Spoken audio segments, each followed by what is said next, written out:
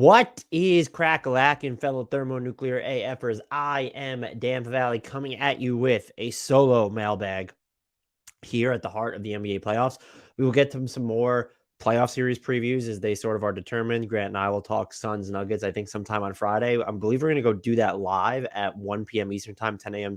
Pacific. So if you're around on a Friday, come hang out with us on YouTube. I'll try and set up that room earlier than normal. Remember to rate, review, subscribe if you haven't done so already. That helps us out a ton, especially if you're going to like and comment as well on YouTube. If you've done all those things, word of mouth recommendations are fucking awesome. We super appreciate them. Before we dive into the mailbag, an update.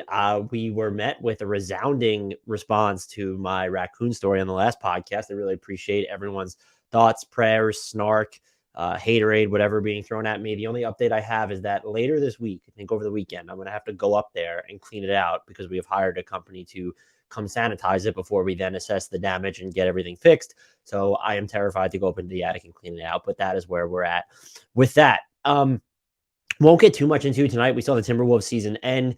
As I'm recording this on a Tuesday, we saw the Clippers season end in injury fashion, without Kawhi, without Paul George once more, but they put up a hell of a fight. If anyone hasn't had a chance to watch Game 5 against the Suns, they really did come back. Couple turnovers down the stretch, missed layup by Rush as well. We're going to be talking about a Game 6 for them. I'm excited for Hawks Celtics Game 6. That's definitely going to be one to watch for Thursday, and I think the only game we'll have on tap. So it's good that we got one Game 6 out of the slates that were all 3-1 on Tuesday night. I'm not going to do I did put out a Wizards offseason look ahead. I don't know if I'm going to get to an individual podcast for every team. Grant and I will eventually do free agency previews for every team broken down by division, but teams that I find fascinating or if they're in the news, we're going to have a Rockets one coming out later this week now that they've hired Ime Udoka. I will save my thoughts on the hiring of him for that episode. I did go on the Red Nation podcast, though, with Salman Ali, and I gave my thoughts on the hiring there. So you can go check that episode out or just wait until Thursday and come check it out in this feed. Without further delay, though, let's get into these mailbag questions. Had a good amount of them. I'm scrolling through them. I didn't organize them the same way I normally do this time. So there's a bunch of raccoon gifts sprinkled in as I go through this, but let's see if we can keep it somewhat organized. The first one comes from Glad, who asks, who is the free agent that's having the biggest impact in the playoffs aside from Jalen Brunson? And it's funny that we have the non-Jalen Brunson division there, who's, he's held up in some situations against Darius Garland defensively ever since Tibbs made that change in game 2.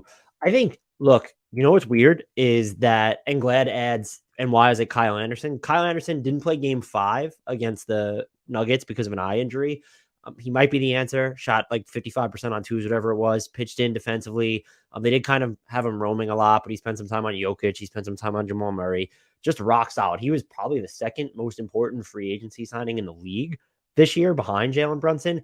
If we're not counting Jalen Brunson, is it Russ in LA? And I'm just mentioning Kyle Anderson. I'm going to try and just go through a couple here.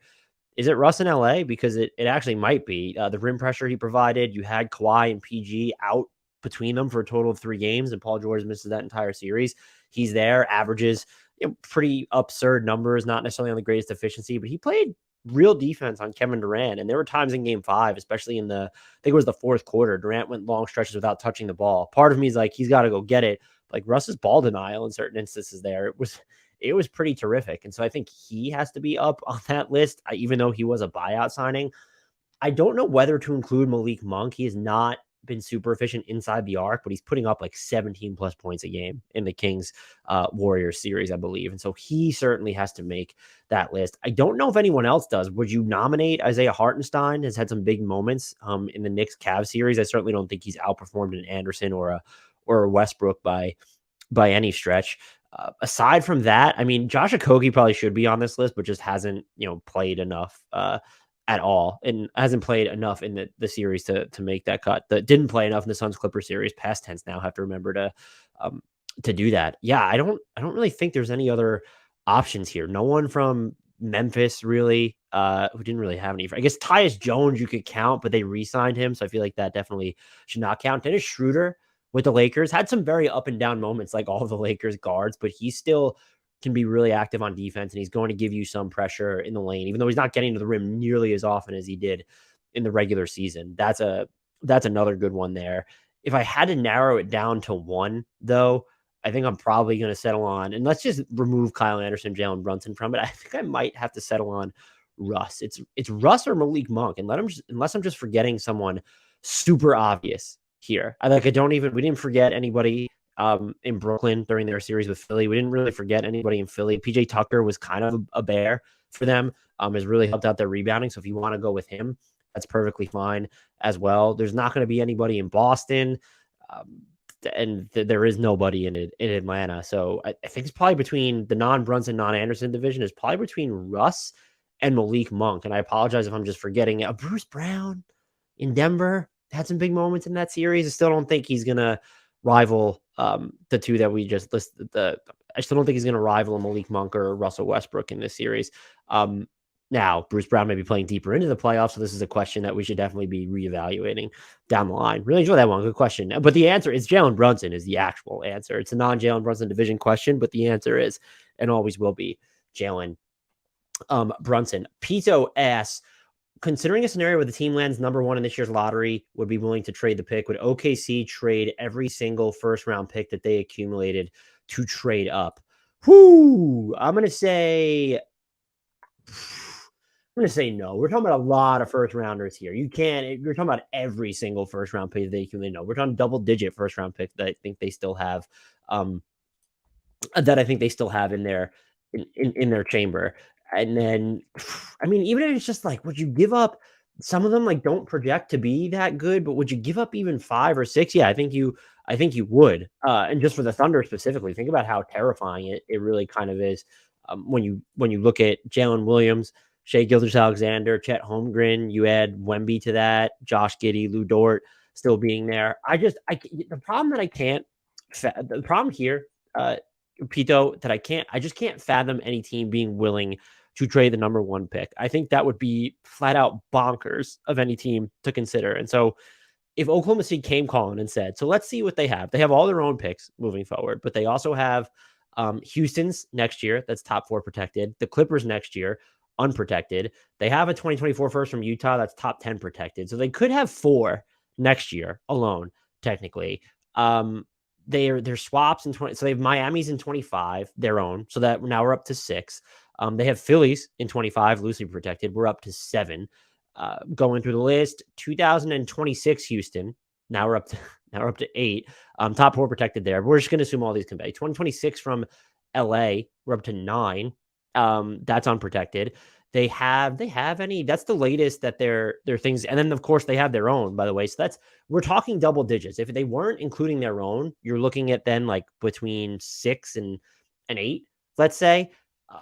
Would they do it? Holy fuck. I think they might. I'm not going to lie. That sounds less ridiculous if we're not including their own picks there. If we're including their own, we get into double digits.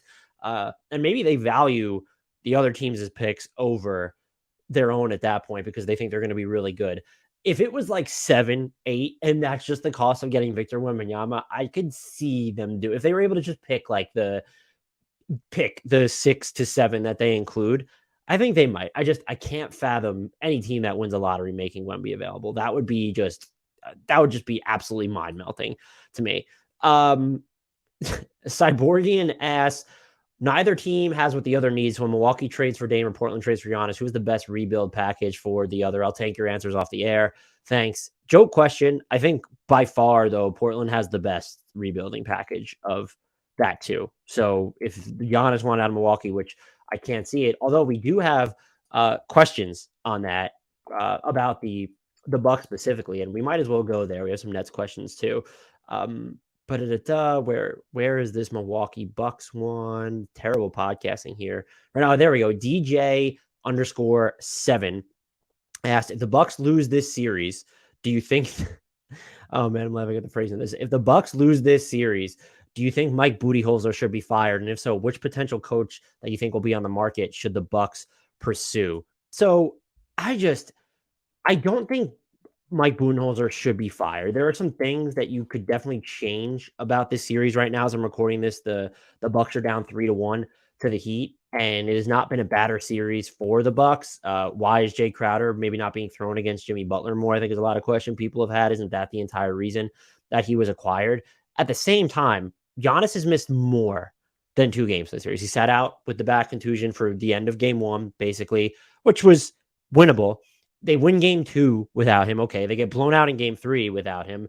The other note here is that Jimmy Butler is gone just supernova, which is, I guess, you could say is unavoidable, or that's just something that he's inclined to do in the playoffs, even though he's had some bad playoff outings before, including against the Bucks. The Heat are just shooting the lights out of the ball, and that's without Tyler Hero, who's out basically for the year unless they make the finals after fracturing his hand. This came from Seth Partnow on Twitter. Miami's shooting 43 of 82, which is 52.4% on contested threes in the series. The league average on those shots in the regular season was 33.5%. The Heat actually shot below that at 33.2%. This is a team that has been spacing challenged, shooting challenged all year, and now they're scoring from deep like gangbusters. And it's not like they're getting all of these super high quality looks. 82 of their 3-pointers have been contested in the series.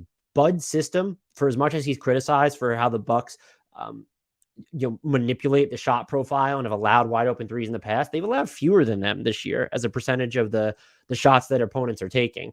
They've been able to protect the rim and kind of limit the quality of the 3-point looks. And so I can't lay this specifically at his feet. If he wanted to make a change, yes, Nick Nurse is still floating around out there. Ty Lue would be very interesting in Milwaukee, but he said that he fully expects to be the head coach of the Clippers next season. So you kind of have to, you would punt on that.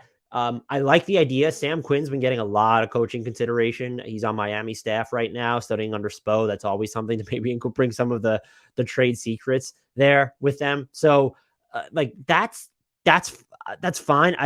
I think I don't even know if I'd like Nurse for this team. I do think for Milwaukee though, more than anything, this might be a personnel issue at this point, but it's also just Giannis was absent for part of the series, and the Heat are catching fire at an inopportune time. I will say the Bucks depth, I've touted it, I've panned it, I've been on the fence about it. I'm kind of back on the fence about it now. There's not a ton of athleticism surrounding this team, even though they have Giannis on it, which is wild. The wing rotation, Nekias Duncan had pointed this out on the dunker spot leading into the playoffs. That was very astute observation.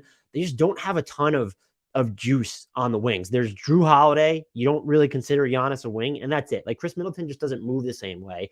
That can give you problems defending at the point of attack when the advantage creators like Jimmy Butler are just these bigger power wing size dudes.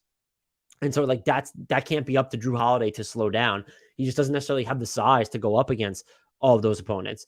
And that's something that they'll have a difficult time addressing just because they're very limited in trade assets, obviously don't have a ton of cap flexibility. But to me, I look at this roster and think that those are some of their biggest needs. Is you need to deepen the wing rotation beyond sort of these just aging veterans who aren't going to provide the same punch. Looking at a Joe Ingles, looking even at a Jay Crowder, someone who's going to be, Pat Connaughton's had his moments in this series specifically, but who's going to provide more of a consistent punch than a Pat Connaughton on offense, or more of a consistent defensive punch than a Grayson Allen, who can, he's tough, he competes, but that's just, there's not a perfect solution here. And I think with Chris Middleton, who has a player option, that's going to be fascinating to watch.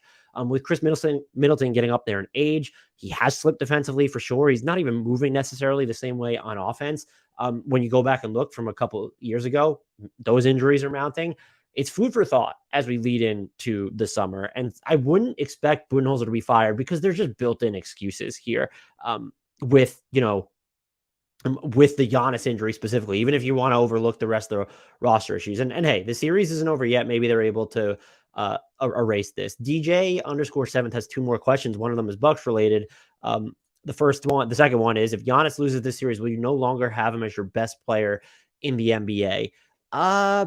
That's no. I would still have him as what would be the reasoning here is if you weren't impressed with his performance coming back off that back contusion in game 4 against the Heat. I mean, he missed time in this series, and that's probably the reason Milwaukee's down in the first place. You would think that it's at least 2-2 now if he plays in every single game. Now, if he had played in every single game and they're still in this position, do we start to relitigate that and wonder, all right, is it time to sort of look at the alternatives that we have here? And I don't even know, based off the playoffs, specifically the alternative would be, it's Devin Booker and let's just move on. But I don't know, LeBron isn't going to replace him there. I guess it could still be Kevin Durant, but if you're worried about Giannis's injury all of a sudden, you're going to definitely be worried about his. Could be Jokic, could be Embiid. Maybe there's debates at the top there. Is it still Steph? But I'm still going to have him as my best player in the NBA. Something not enough has materially changed with Giannis specifically. And as I already outlaid in the previous response, is I kind of think that this is more of a personnel issue beyond Giannis specifically. And look, there is something to this. I mentioned this in passing during a brief discussion with Grant last week.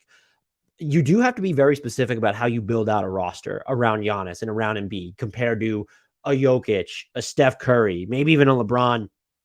Not even maybe, but a LeBron James, a Kevin Durant. He's just not as plug and play, even as more of a play finisher. Who, by the way, his passing in Game 4 out of this world. So someone who's leveled up in every aspect of the game, with the exception of being, a reliable jump shooter, really. You still have to, there has to be more spacing for him than a lot of those other guys. And he's not going to be the same player off the ball as a lot of those other guys because of the shooting. That doesn't make him worse because he's such this dominant force on both ends of the floor, just like it doesn't necessarily make Embiid worse. But you do have to, I believe, be more deliberate with your intentions as you flesh out the rest of the roster. And I just don't think Milwaukee has gotten there yet. And you almost have to. I think the biggest, like the nitty grittiest, thing about needing to build around Giannis, that item is the Brook Lopez type center. You really need a big who can space the floor. And maybe he doesn't need to be a premier rim protector because you can get away with the Bobby Portis minutes, but he needs to be pretty damn close. And the list of those players is just, there's Brook Lopez, there's Miles Turner.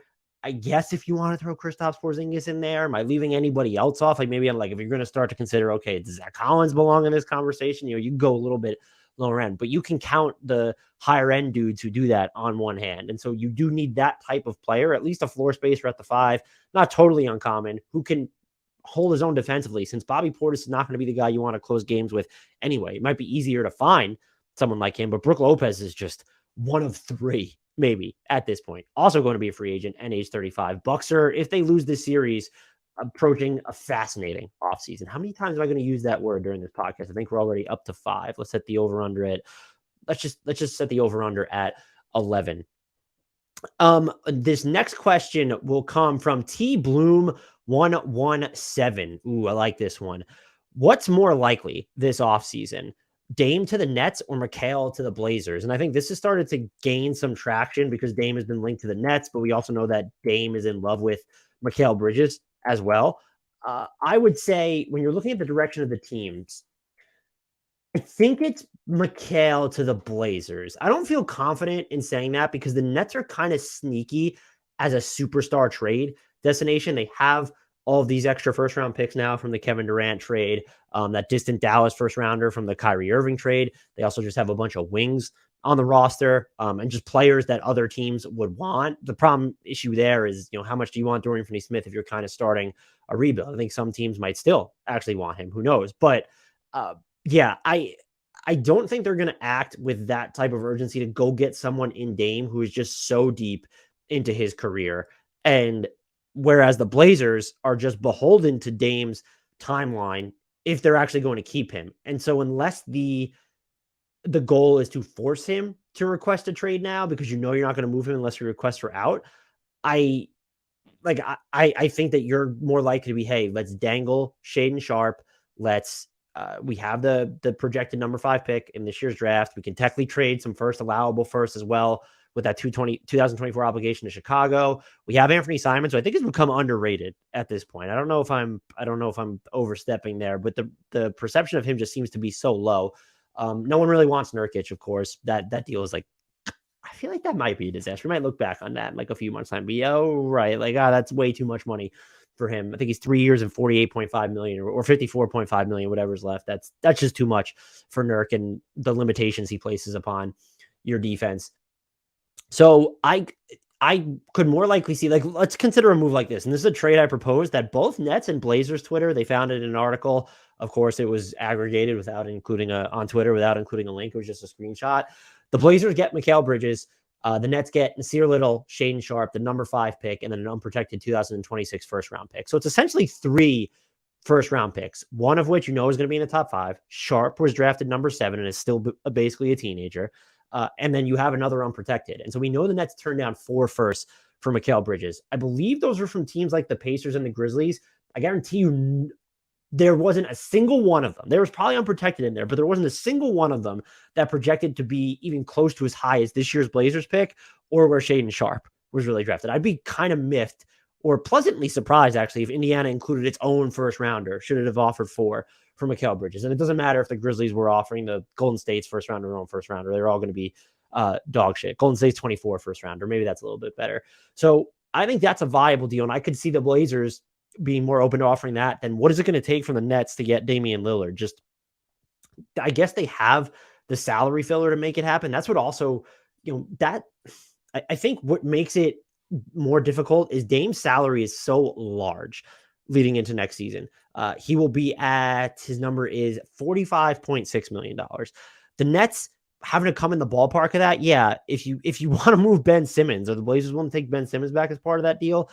If not, you do have Joe Harris and Dinwiddie. So yeah, it's easier to get there, but are you also going to need to give up Claxton or Finney Smith and Royce O'Neal? Like, part of the appeal would be, we want to pair Claxton with Dame and Bridges, I would think. At least those three I would view as part of my core. And you probably even want Dorian Finney-Smith there. It's just this 3-and-D wing, and he's on a steal of an extension for the most part.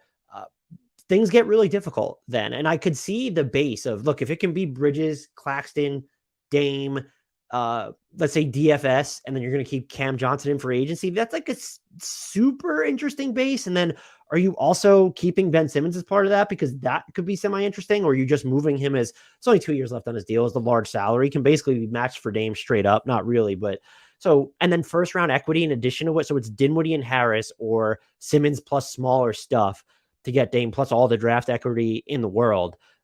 I don't think, I guess it wouldn't be all the draft equity in the world, but you catch my drift there. I think that the Blazers are more likely to act, and it's just inherently easier to acquire in my mind, even though, look, Mikal might be on the NBA's best contract, 3 years left, 21.7 next year, 23.3, and then 24.9. But sub superstars are normally inherently easier to acquire. I think really what it comes down to is Mikal Bridges is still the type of player that you move without him agitating for it. And the Nets could theoretically pivot into more of a rebuilding model here. And then the Blazers, we just know, I would be shocked if they moved Dame and he didn't ask for it. That just feels like, extending him and just the power, not even the power he has over the organization, but his influence in the community and just popularity around there. So I think the answer is that my long-winded way of saying Mikal to the Blazers is more likely than Dame to the Nets. Let me know what you guys think, though, whether you agree or not. You should agree, because that's obviously the perfect answer. This next question comes from JT Alexander, and it's a, let me use the word, I'm going to use it deliberately this time. It's a fascinating one, and it's one that crops up this time of year, I think, a lot. Is it time for the league to scrap conference rankings for the playoffs and do a flat 1v16, 2v15, etc. setup? I see the argument for keeping it as is, but it would be cool to see the finals play versus the league's two best teams and not the two best teams in each conference. This does presuppose that the two best teams would make it. I would be all for doing this. I just recognize that the travel elements of it and how you're going to split up the schedule, the NBA would need to be way more deliberate in how they're scheduling teams' road trips so that they're not kind of jockeying back and forth between the coasts too often. I know the way these players travel are not anything like the way that any of us travel. Load management and player preservation is happening right now when we don't have that issue at play. And if you're going to throw, in theory, more cross-country games into the equation, it's going to become more common. And so I don't know if there's a path to ever doing that. And I don't know if this would hurt it, but because you're sort of shrinking the sample size with which a lot of teams are playing one another, where maybe you don't ever play anyone 4 times, does it ruin sort of the rivalry or historical element of it, where even if you don't care about the number of times they play in the regular season, and maybe you shouldn't because of load management itself. Look at, how often teams were at full strength in certain matchups, or how often that they turned over their roster at the deadline. So when they're facing these other teams during the regular season versus the playoffs, their roster isn't the same, even if they didn't go through that turnover. But like, you do create a history in the playoffs where it's just sort of like, look at the Bucks and the Heat is a perfect example here. Like, their regular season games don't necessarily mean shit anymore. It's not ones that you're especially looking forward to, or at least myself. Yeah, I'll always be intrigued by it, but there's real history there between them in the playoffs, and they're far more likely to play each other if it's split up by conference. And so we continue to get that rivalry, that matchup, and increasing the chances of seeing it, rather than you dilute it by just going to the straight best 16 teams model. The play-in would be wild too, by the way. Now all of a sudden you're just like, so it's going all the way, dipping into these 20 teams. And so the matchups there could get really wonky. I'd still be all for it because I'm above all a fan of like rewarding the competitive landscape and the best teams.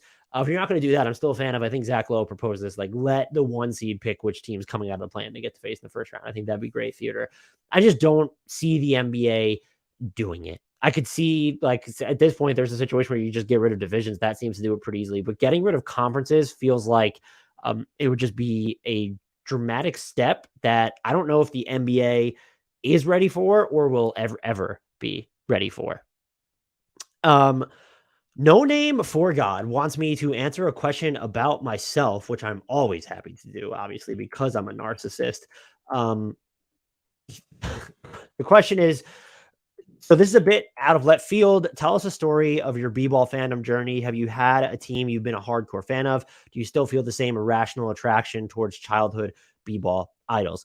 So the genesis of my fandom, I can't describe a specific moment necessarily, but I grew up a Knicks fan. And some of my earliest memories of basketball come from watching the Patrick Ewing-led Knicks, Allen Houston being on that team, going up against Alonzo Mourning in the Miami Heat, a bunch of like really just hardcore warlike playoff series between those two. I'll never forget Allen Houston's shot. I think it was in 99 while Ewing was injured, hits the game, what turned out to be the series winner, I think, to beat Miami with 0.8 seconds left in the shot clock in the first round. You had LJ's 4-point play against the Pacers. That team goes on to the NBA Finals as an 8 seed. That was special. They got trucked by the Spurs, of course, because the Spurs are the Spurs. But that was probably my favorite postseason experience as a fan, was watching that 99 Knicks team as just perpetual underdogs make it through the East and crack the NBA Finals. Ewing was definitely, and even out in Houston, but more so Ewing. I just took excessive amounts of glee in the amount that he would sweat, his knee pads, the defensive plays that he would make. Like he was earlier on in his career, shot blocking or defensive highlight. And I liked growing up sort of the ground and bound style too, where like you would pound it to Patrick Ewing in the post, but he also had that sort of finesse and fadeaway game. And he has, I don't know, I can't even point to which one it is, but you can see anyone who's watching, they're all their assigned basketballs behind me. And he is among those that I'm lucky to have. And so I grew up just an intense Knicks fan. I'm talking, I would get upset after losses. I'd be the Knicks in NBA Live on PlayStation, I think it was, get upset when I would lose with them, but it would be like super cool winning a title as controlling that franchise. I also remember the first Knicks game I went to because I grew up in a incredibly low income hawkhold where it was just my mom, and tickets to MSG were so expensive. She somehow, through a friend's husband, got basically courtside seats to an Atlanta Hawks game. And I was older. It's like I don't think I was a teenager yet, but I wasn't like 4 or 5. And my dad wasn't around to my mom didn't particularly like basketball. She drove me to all the travel teams that I made, which I was terrible on because I was too passive. And you need to be more aggressive, even in the sort of youth association leagues where it wasn't travel. I would be a little bit more aggressive or confident, but I was still just too passive in them. She supported all that. I remember wearing, when I was able to get T-Max shoes on clearance to one of the games, and I had all these stupid ass wristbands and elbow pads and headbands. I thought I was so fucking cool showing up to games and playing in that.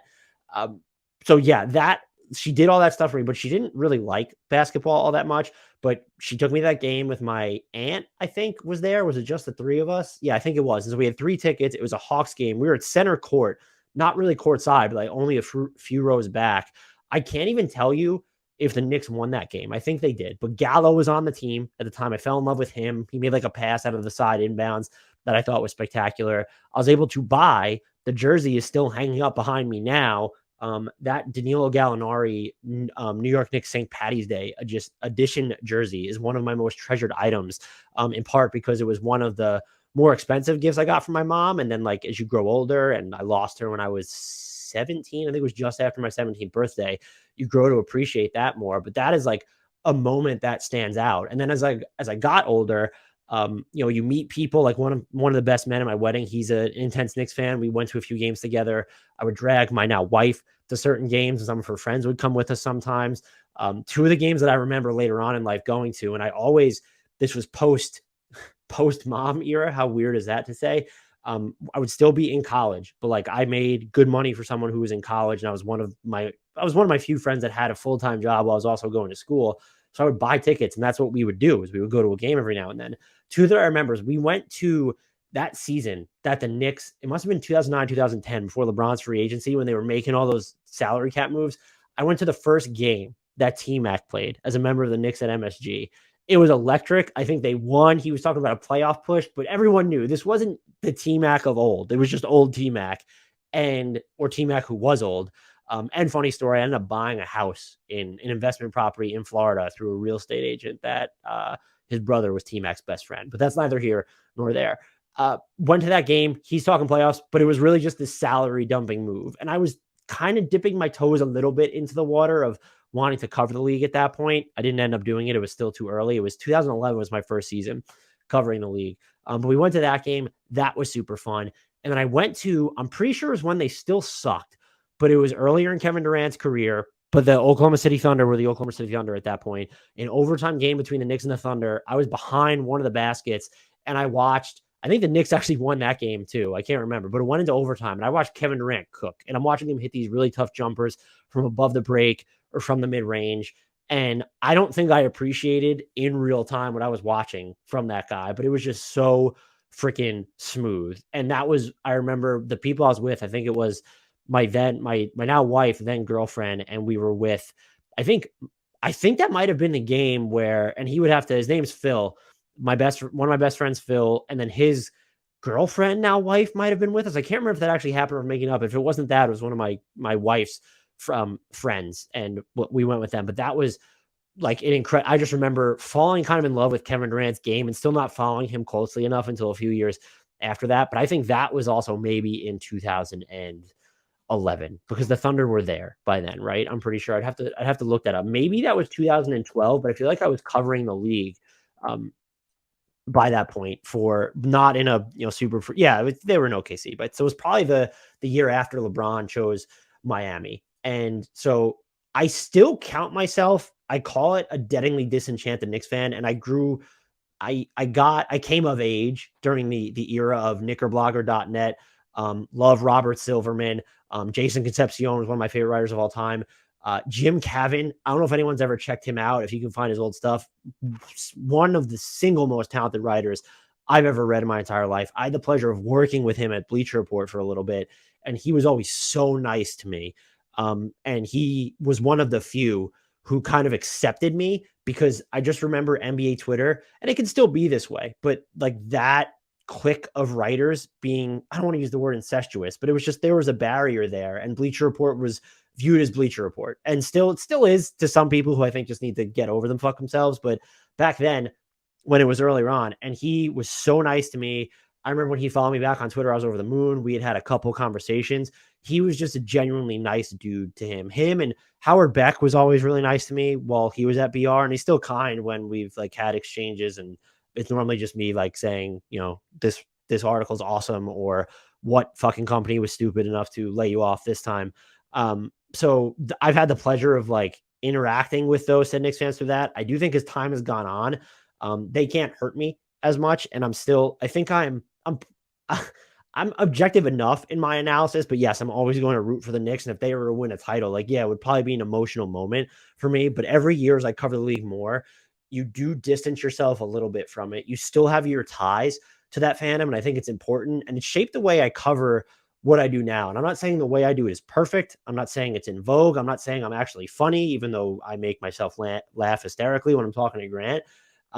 But when I was growing up, and even like later on in years, I always thought I wanted to be sort of a capital J journalist, a beat writer. As I went to school, I went on a scholarship to Penn State for a year, and I had a miserable experience. I was homesick. It was fewer than 2 years after my mom had passed away too, so I think that was part of it. I ended up leaving after the first year. Went home to just I went to a community college for a year, transferred my credits to St. Joseph's University, got an English degree.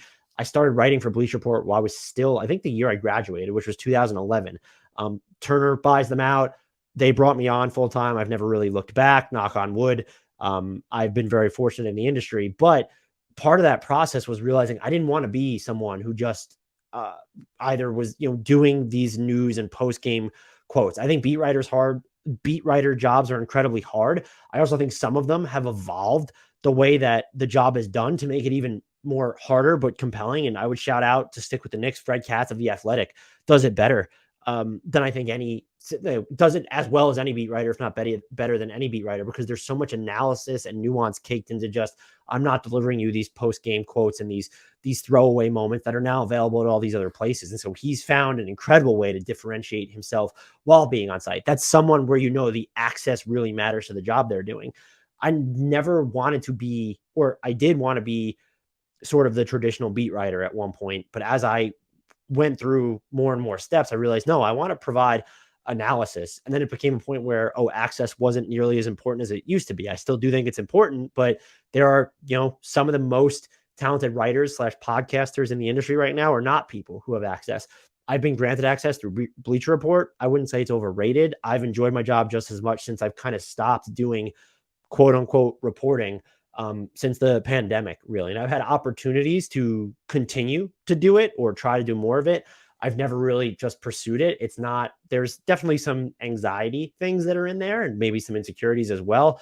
I do think it's maybe been long enough where I'm older, where I might be a little bit more confident in it, but I love the analysis part of everything. I love the podcasting part of it and being able to provide what I think is objectively subjective analysis, where you're going to be a little bit more critical and you're not beholden to your access. And so that's like sort of my journey there, but that was kind of a long-winded way of getting here. Fandom definitely originated with the Knicks. A huge part of me, it'll still always be there, which I think is funny when every once in a while I feel like I get destroyed by Knicks Twitter. And there's every team's fan base probably does this, but Knicks Twitter, it cuts different because one, there's so many of them, but two, because I feel so ingrained into that, at least subculture of it, because I was a member of it for so long. I follow so many people who are in it.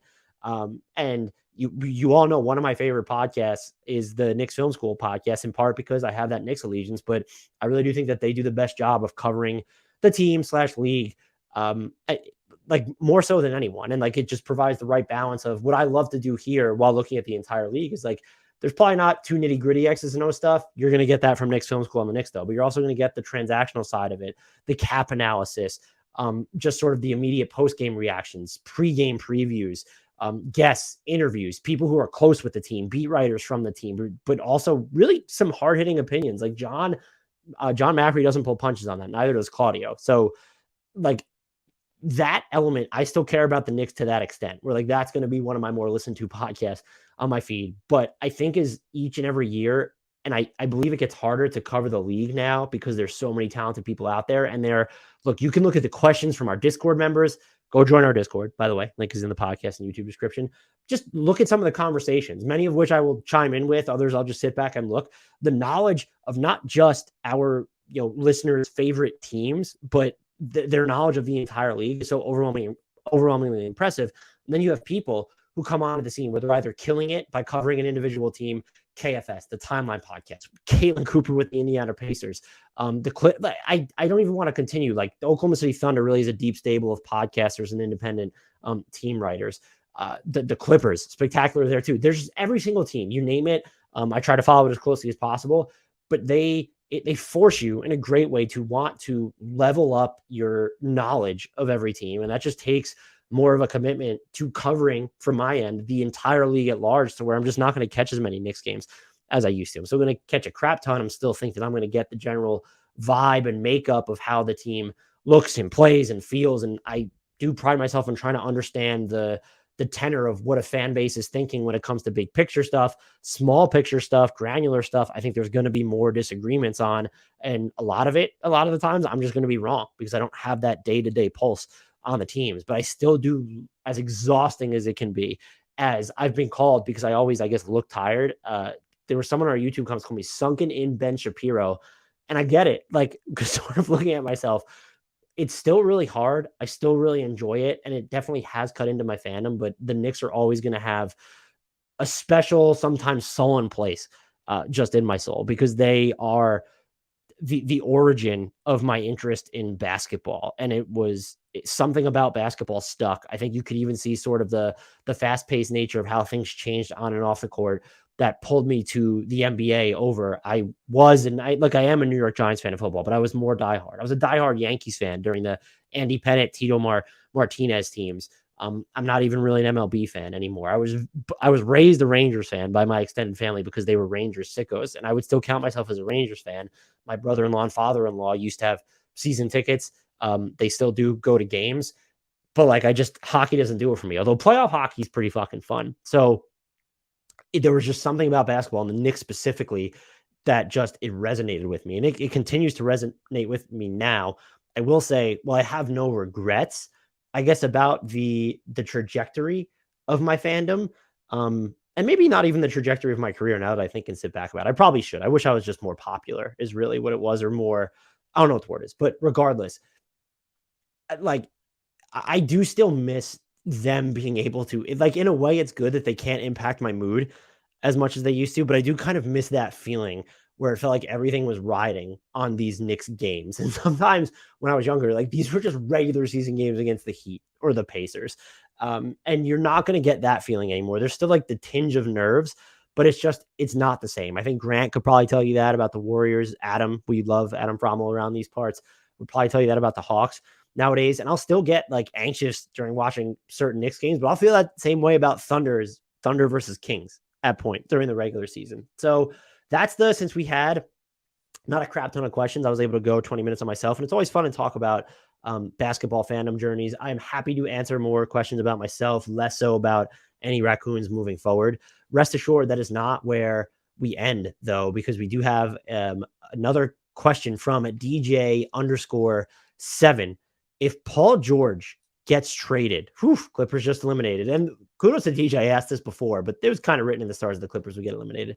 If PG gets traded in the offseason, what team that has the assets would you like him to be on? I will preface this. I don't think the Clippers are going to move him just because I don't know what you get back for him and Kawhi at this point. They both have just a year left on their contracts before they have player options, and maybe you can count on them to both exercise it. They're $48.8 million options, but you're going to have to start thinking about their age, new deals for that thereafter.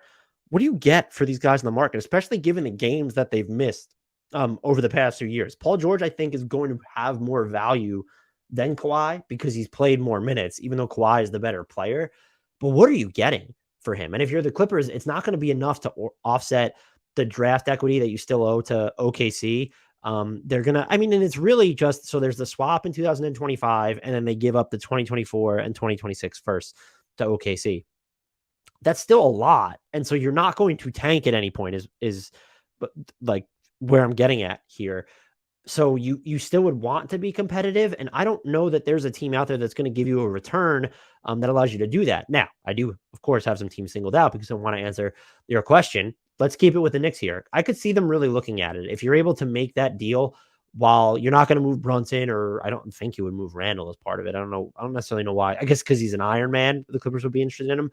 But if you're going to keep Brunson and Randall, and I'm assuming you're keeping Robinson in that deal, if you then get to keep at least one of Grimes and Quickly, and then you're going to re-sign Hart, like that's the outline, the makings of a really good team. And it's Paul George's extremely plug and play for a superstar, and brings a lot of what Tibbs values. I'd be worried about Tibbs, monitoring his minutes with the injuries that he's had, but he wouldn't have to carry as much of the offensive or defensive workload, really. Probably the same, if not a little bit more of the defensive workload than he would with the Clippers since Kawhi existed there.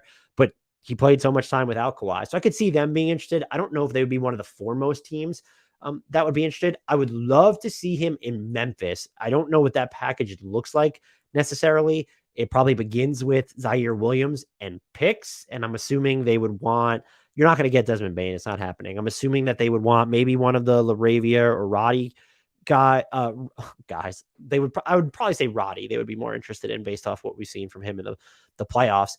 Could they want Tyus Jones? I honestly don't know, but they do have all their own picks, and they have Golden State's 2024 first round pick. And if they're a team, just because, look, number 27 this year, I'm not sure if the Clippers would want it, but if that's one of the picks you're giving up, they probably give you 2 picks on top of that, plus a Zaire Williams. Would they do that for Paul George? I thought about Miami a little bit because Butler, we know, is going to play, at least in the postseason. And so kind of a similar pairing with regards to PG and Kawhi. I don't know. Are you giving up Tyler Hero for PG? I think that you're not giving up Bam. And you do have picks. So if it's Hero and picks for PG, that's a team that would really interest me. I love the idea of him in Atlanta, which still somehow needs perimeter defense. With DeJounte Murray on the roster, he did not play in game 5 that they won.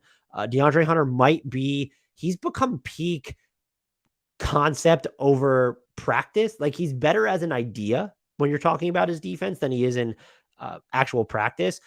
Would the Clippers be interested in him? Would they be interested in John Collins? Would they be interested in AJ Griffin, Jalen Johnson, Sadiq Bey? There are actual picks that Atlanta has. They have their own pick this year. Then they have Sacramento's pick next year. They owe a 2025 and 2027 first to the Spurs. Would they be willing to go 2029 to trade that to LAC? That could really get, like, if we're talking, let's say Hunter, Okongwu, and a distant first, like, does that, and maybe the Kings first, like, I'm not saying it has to be all those pieces, but does that get the wheels in motion? I think that they would have the juice to get it done. And so immediately I would like Atlanta, New York, or Miami would probably be my favorite destinations, but I could also see Dallas probably doesn't have the horses, the asset horsepower. Excuse me. I don't want to refer to players as horses. I apologize. I don't think they have the asset firepower. You're looking at this year's first and then another first, basically, or a total of 2 firsts, Jaden Hardy, Josh Green, salary filler. I don't think that would get it done.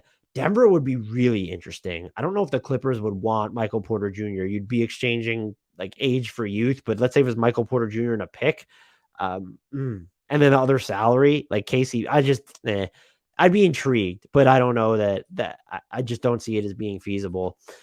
Golden State would be fun with Paul George. I just don't, like, are the Clippers going to want Draymond? Maybe he wants to play in LA and they could give up some picks and Jordan Poole and Jonathan Kuminga. That I wouldn't hate that. So we go, what do you go? Kuminga, Moody, and Poole as just sort of the base of the offer. And then you have to come up with the rest of the money. So is it going to be a Draymond sign and trade, or if he opts in, are you giving up Wiggins for Paul George? That's, oh no, wait, Poole's money is just so large. Yes, it's fine. So Poole, Moody, Kuminga for Paul George. And does there need to be any picks in there? Honestly, don't know. And I retract my other answer. I want to see him in Memphis too, would be super fun. So my favorite destinations are, and I think that these teams realistically have the assets to get involved: Atlanta, Golden State, the Knicks, Miami, and Memphis. Of those teams, if I had to pick one, is it Memphis? It might be Memphis. They, you know what? They might have the least attractive offer if the Clippers are looking to sort of build, like the middle build where they're trying to stay really good. So I'm going to say Atlanta would be my favorite destination of this group, just because I feel like their package might even be a little bit more realistic than GSW's.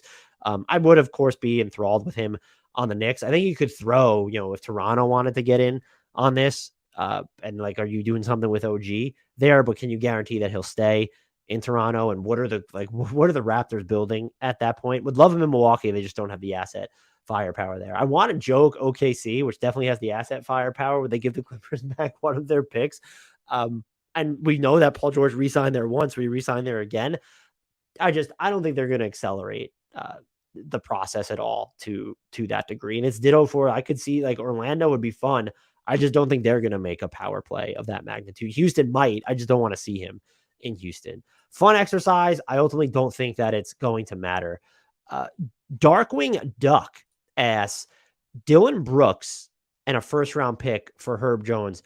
Who says no? So I guess the implication here would be that Dylan Brooks is going to get signed and traded to New Orleans with a first-round pick for Herb Jones. Now, I think that New Orleans says no pretty quickly because they need shooting. And so while Dylan Brooks would give you some really big defensive oomph, you're losing the defensive oomph from Herb Jones without getting any better of an offensive fit. Dylan Brooks is maybe more of a ball handler, but that's not necessarily a good thing when you look at his shot selection.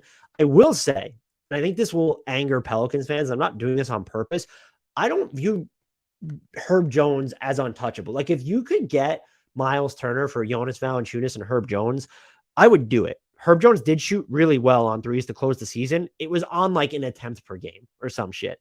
When you get to the playoffs, we've seen it with think about Isaac Okoro, how well he was shooting on threes this year at one point. Getting into a Knicks Cavs series to where he's barely played. Maybe the injury is part of that, but they've just left him totally unattended. He hasn't really been able to capitalize. That can happen to Herb Jones. And yeah, talk about the cutting and the driving stuff all you want. I think that his improvement there was overstated this year. I really didn't see any improvement. Maybe people watched the Pelicans more than I did. That's fine. They don't have the spacing to maximize it right now. And so I get why maybe you'd want to give up picks or obviously other players, certainly not Trey Murphy or Dyson Daniels than Herb Jones.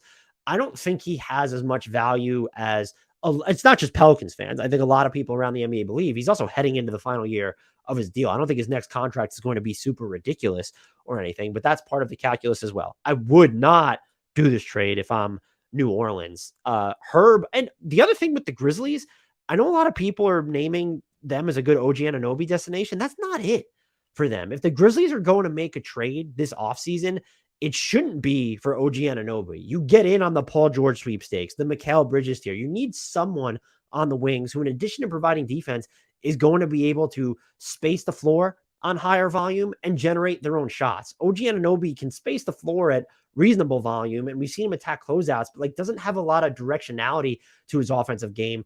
More turnovers a lot of times than assists. You need to, if you're going to make that close to all in play, it needs to be for someone who juices up your offense independent of offensive rebounding and transition. So your half court offense even more.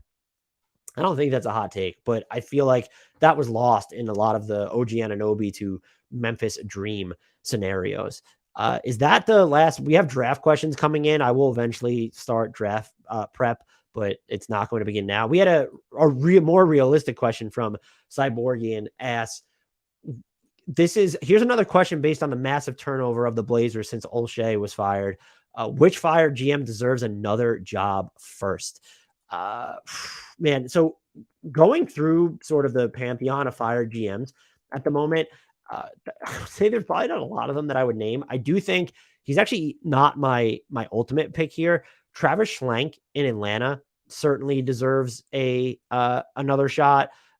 I think that there are a lot of things he did right in Atlanta. The Trae Young trade ends up being a mistake there, but I don't know that he was ever given enough of it. He was given the freedom to make decisions for sure on his own, but I just don't know if like there was enough time to let it marinate with all the Nepo baby syndrome going on in there behind like Atlanta scenes. I just don't know if he had the freedom towards the end to really like how much was he pressured into making the DeJounte Murray trade. And like, yeah, the Cardinal sin might have been you made the conference finals on sort of this one-off circumstances and you leaned too far into it.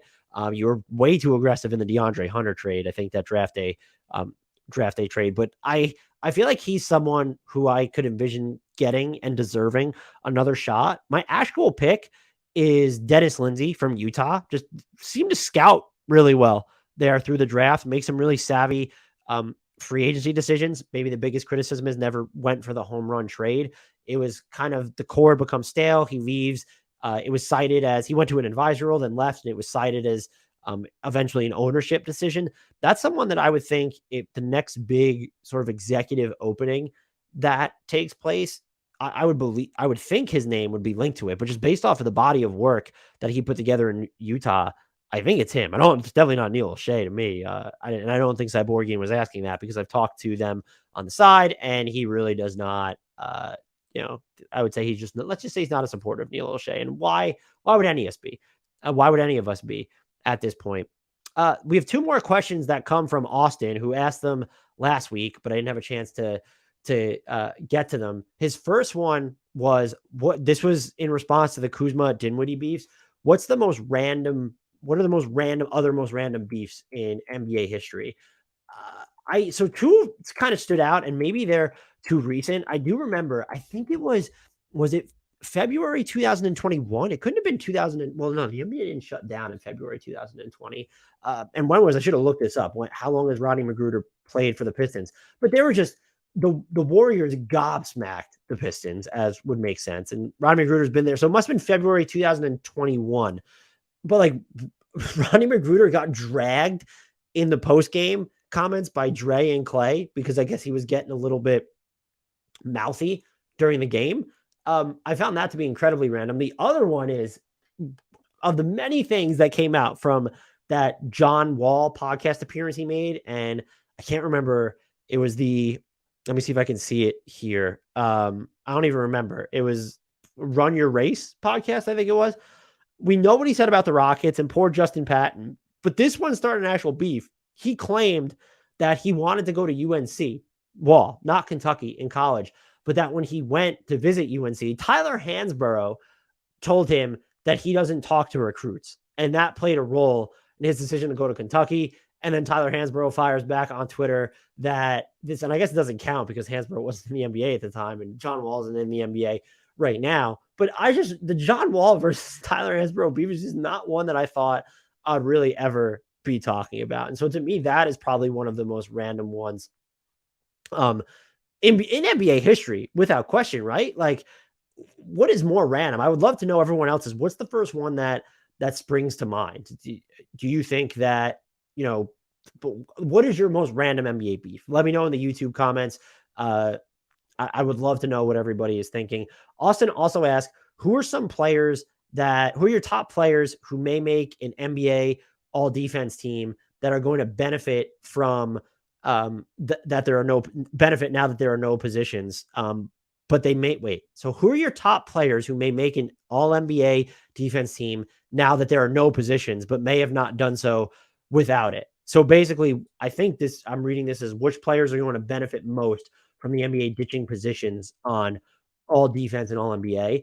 I think for all defense specifically, we're probably going to see bigs benefit. Like this year, can you fit Draymond, Giannis, Evan Mobley, Jaren Jackson Jr., and Brook Lopez, all 5 of those guys, and Bam Adebayo, all 6 of those guys in 10 of the all defense slots?